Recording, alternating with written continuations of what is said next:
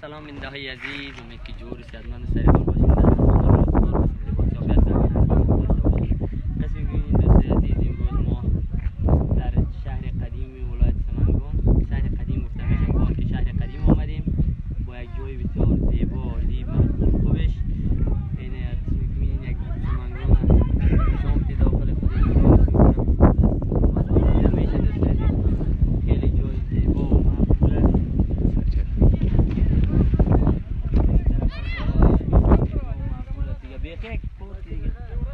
بسیار پارک مقبول خوبش. 4 گیل ششم میتگی که بسته دوستای عزیز که ببینن اون طرف آفتاب است که سعی دیگه گرفته نمیشه. اون پیش بریم اونش هم بگیریم. خیر است ما هم بریم پیش میریم. ببینید دوستای عزیز، ما هم برنامه حساب میکنیم که خوشی دوستا به و مردم دوستان را کسانی خوشی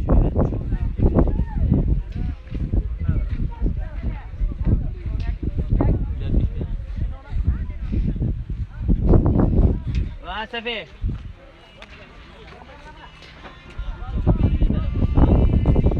پایین تر برو.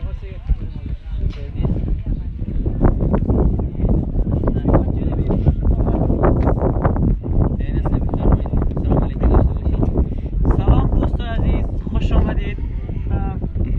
منطقه ما و شهر ما دیگه، ما آمدیم امروز به شهر ایبک. از لندن آمدیم به شهر ایبک.